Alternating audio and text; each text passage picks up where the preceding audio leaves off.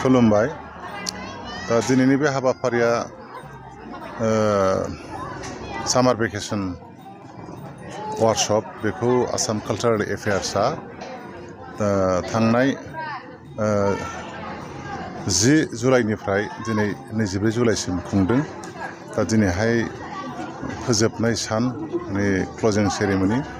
दा बे मोजां जानानै थांबाय। बाहाय हाबाफारि बायदि जों बागुरुम्बाखौ फोरोंनाय जादों, फक डान्स, लोगोसे मोसाग्लांनाय आरो दावस्रि देलाय बेखौबो मोजाङैनो रोंदों। बेखौ डेमनस्ट्रेसन हिसाबैबो जों दिन्थिफुंनाय जाबाय।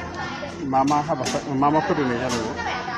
बेवहाय बागुरुम्बा मेनाव, लोगोसे मोसाग्लांनाय आरो दावस्रि देलाय। साबेसे सोलोंसाफ्रा बाहागो लादों? बेहाय गासैहाय माने गभर्नमेन्टनि माखासे इन्सट्राकसन दङ, माने 50 सानि बांसिन जानो मोना आरोखि। दा थेवब्लाबो माने 55 सा जाहैदों हौवासाफोरजों। दा बेखौ बिथांमोनहा सार्टिफिकेट डिस्ट्रिबिउट खालामबाय। नोंथांमोनहा बेबायदि बादा खुंफुंनो मोननानै गोसोआव माबायदि मोनदों?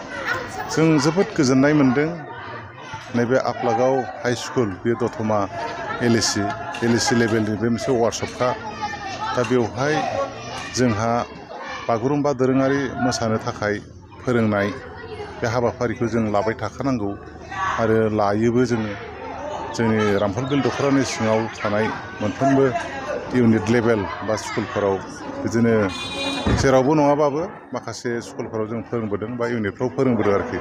दिनै बे हाबाफारिया फैनाय लोगो लोगो आसाम सरकारनिफ्राय जोंहा रेहाय मोन्दों, जेराव जों एसे एनै फोरोंग्राफोरनि थांनाय फैनाय खरसा आरो सोलोंसाफोरनि एफा एनै साहा पानि खरसा, बेफोर जोंहा नैबे आसाम सरकारनि बानजायनायाव नैबे प्रग्रामखौ आफलागाव हाइ स्कुलाव हरनायाव जोंहा जोबोद माने गोजोननाय मोन्दों आरोखि। मदद जादों, जोंनिफ्राय खरसा थाङाखिसै आरोखि। सरकारनिसिम मा खावलायहरबावगोन?